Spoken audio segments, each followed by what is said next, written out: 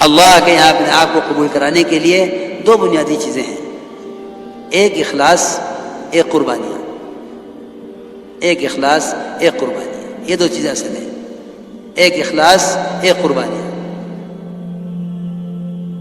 استقامت واقعی مخلصین کو ہوگی، کیونکہ اس راستے میں آنے والی ناگواریوں کو برداشت مخلص ہی کر سکتا ہے، جس کو اللہ سے چاہیے، جس کو اللہ سے چاہیے، بندوں سے کچھ چاہیے ہی نہیں۔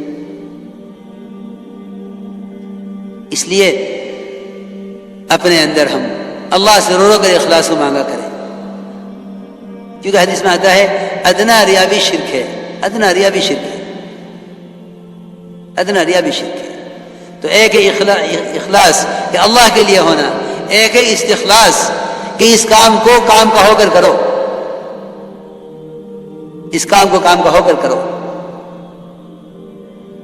میرے دوستو، بزرگوں، عزیزو، اغراض اور اخلاص ایک مومن کے دل میں جمع نہیں ہو سکتی، اغراض بھی ہو، اخلاص بھی ہو، یہ ایک مومن کے دل میں جمع نہیں ہو سکتی۔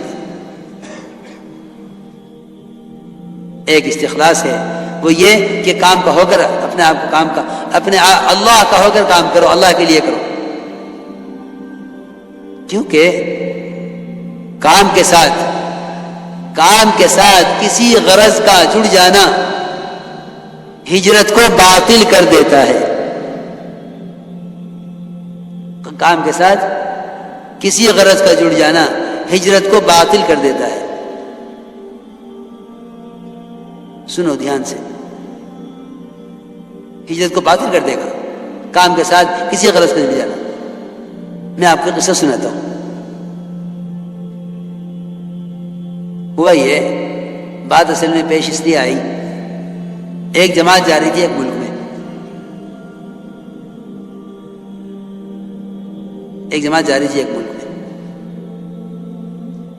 جماعت کے جانے کے وقت ایک صاحب ہو رہا ہے کہ جی مجھے بھی جماعت میں جوڑ دیا۔ بھئی تم پہلے سے کہاں تھے؟ تو ساتھیوں نے کہا کہ نہیں بھائی، یہ تو اصل میں بہت اچھی انگریزی جانتے ہیں اور بڑے پرانے ساتھی ہیں، فلاں ملک میں انگریزی کی ضرورت ہے، میری بات بہت دھیان سے سننا بھائی۔ تو یہ اپنے کسی تجارتی کام سے جا رہے ہیں، وہ اپنا تجارتی کام بھی کر لیں گے اور جماعتیں بھی جڑ جائیں گے۔ میں نے کہا نہیں بھائی، اس میں تو میں ان کو جوڑنے کا نہیں، یہ اپنا تجارتی کام کریں، جا کے کریں،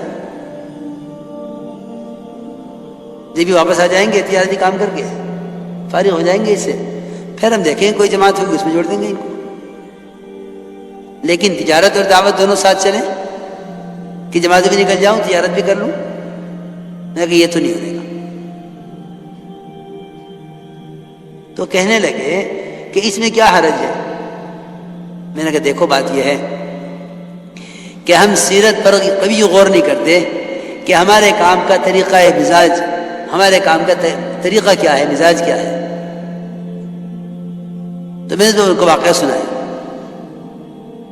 کہ عمر رضی اللہ تعالیٰ عنہ نے اپنے ساتھی سے یہ فرمایا کہ جو شخص اللہ کے راستے میں نکلے، اللہ کے کلمے کو بلند کرنے کے لیے، اللہ کے دین کو پھیلانے کے لیے، اور پھر وہ شخص غیروں کے ہاتھوں قتل کر دیا جاوے، تو تم اس کو شہید مت کہو۔ ساتھیوں میں عرض کیا مومنین، ایک آدمی اللہ کے راستے میں نکلا ہے، ایک آدمی اللہ کے راستے میں نکلا ہے، اللہ کے کلمے کو بلند کرنے کے لیے، اللہ کے دین کو پھیلانے کے لیے، پھر وہ شہید کر دیا گیا، اس کی شہادت میں کیا شک ہے؟ حضرت عمر نے فرمایا دیکھو بات یہ ہے کہ یہ نکلا تو تھا بے شک اللہ کے کلمے کو بلند کرنے کے لیے اور دین کو پھیلانے کے لیے، لیکن نکلنے کے زمانے میں، اللہ کے راستے میں نکلنے کے زمانے میں، یہ بات یاد رکھنا، اللہ کے راستے میں نکلنے کے زمانے میں اس نے گزرتے ہوئے ایک چھوٹی سی تجارت کر لی، کچھ بیچا، کچھ خریدا، جس سے اس کو کچھ نفع ہو گیا، اور وہ نفع بھی آگے اللہ کے راستے بھی خرچ کرے گا. فرمایا کہ یہ آدمی اللہ کے یہاں شہید نہیں کہلائے گا. تم یہ کہو کہ اللہ کے راستے میں قتل ہو گیا ہے، اللہ اس کو اپنے فضل سے جنت میں داخل فرما لے. اس کے لیے دعا کرو کہ اللہ اس کو اپنے فضل سے جنت میں داخل فرما لے. واقعی شہید تو یہ نہیں ہے، کیونکہ تمہیں معلوم نہیں کہ اس نے نکلنے کے زمانے میں ایک چھوٹی سی تجارت کی ہے اور وہ تجارتی مال اس کی سواری پر رکھا ہوا ہے. یہ اللہ کے یہاں شہید نہیں کہلائے گا. اس لیے میرے دوستو عزیزوں، میں سوچ رہا تھا، میں نے کہا علماء نے تو یہ لکھا ہے کہ حج میں کوئی آدمی اگر تجارت بھی کر لے تو کوئی حرج نہیں ہے. لیس علیکم جناح ان تبتغوا فضلا من ربکم، کہ تجارت بھی کر سکتے ہو حج کے ساتھ. حالانکہ فریضہ ہے اور زندگی میں صرف ایک مرتبہ فرض ہے، اس میں تجارت کی جا سکتی ہے. یہ کام اتنا نازک کام ہے کہ اپنی ہجرت، اللہ کے راستے کے خروج کو اللہ کے لیے اتنا خالص کر لو کہ اس میں ذاتی کوئی کام اگر شریک شامل کر لیا تو ہجرت متاثر ہو گئی. فرمایا حضرت عمر نے کہ یہ آدمی شہید نہیں کہلاوے گا اللہ کے یہاں، اس کو شہادت درجہ نہیں ملے گا. کیوں کہ یہ مہاجر نہیں ہے. مہاجر تو صرف اس کو کہتے ہیں جس کے نکلنے کی کوئی غرض نہیں سوائے اللہ کے کلمے کو بلند کرنے اور اللہ کے دین کو پھیلانے کے، اس کے علاوہ کسی چیز کا بھی ارادہ نہ کرے. کہ ایک صحابی نے عرض کیا کہ یا رسول اللہ، میں اللہ کے راستے میں نکلنا چاہتا ہوں کہ اس سے نکلتا ہوں مجھے ایک تیر مل جاوے. آپ نے فرمایا تیرے لیے اللہ کے راستے میں نکل کر اس تیر کے سوا دنیا اور آخرت میں کچھ نہیں ہے. اس تیر کے سوا اور کچھ نہیں ہے. اس لیے میرے دوستو بزرگوں عزیزوں، اسے کہتے ہیں استخلاص، کہ اس راستے میں اللہ کے ہو کر، اللہ کے کام کے ہو کر نکلے. کیونکہ اپنی اغراض کو خروج کے وقت میں شامل کر لینا یہ ہجرت کے ثواب کو ختم کر دیتا ہے اور شہادت کے درجے سے روک دیتا ہے. اس میں حضرت عمر کا واقعہ سنا ہے. اس لیے ہمیں ان نیتوں کے ساتھ اس محنت کو کرنا ہے کہ اپنی نیتوں کو خالص رکھو، نیتوں کو خالص رکھو. کیونکہ دیکھو بھائی دوستو، بات یہ ہے کہ کارنامے تو لوگ بڑے بڑے کرتے ہیں، کیونکہ حسن خاتمہ کہ حسن خاتمہ جو ہے وہ صرف حسن عمل پر نہیں ہے بلکہ حسن نیت بھی شرط ہے. حسن نیت، حسن عمل، یہ دونوں چیزیں ہوں حسن خاتمہ تو پھر حسن خاتمہ کی امید کی جا سکتی ہے. ورنہ یہ بات نہیں ہے کہ ایک آدمی نے بڑا اچھا کام کیا ہے تو اب اس کے اس سے اچھے عمل کی وجہ سے اس کا خاتمہ جو ہے، اس کا خاتمہ بھی اچھا ہو جائے. دیکھو میری بات دھیان سے سننا بھائی،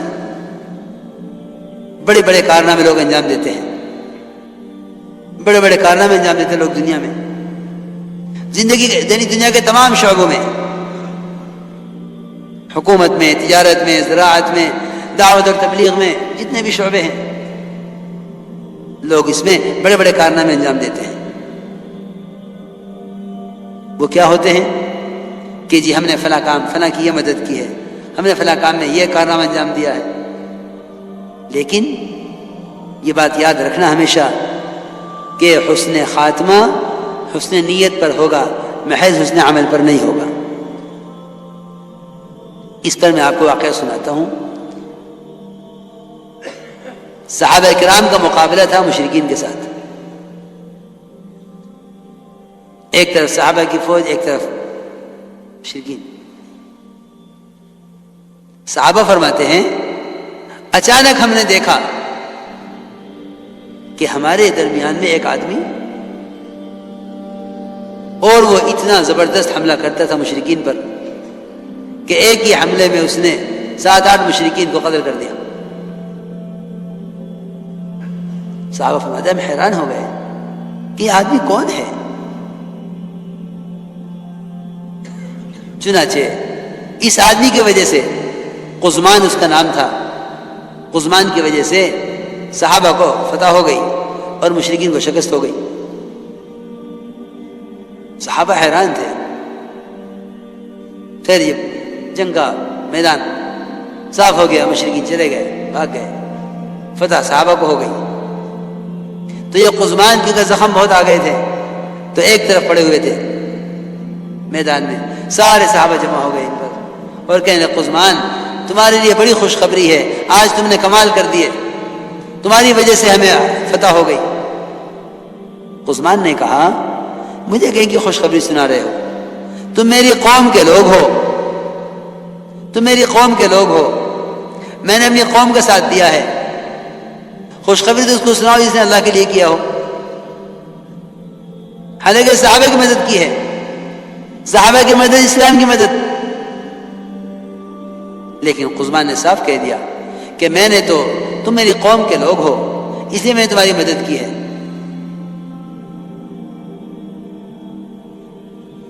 پھر روایت میں ہے کہ قزمان کے زخموں کی تکلیف زیادہ بڑھی، تو قزمان نے ان زخموں کی تکلیف کو برداشت نہ کرنے کی وجہ سے ایک تیر نکالا اپنے ترکش میں سے اور اپنے آپ کو اپنے ہاتھ سے قتل کیا، خودکشی کی۔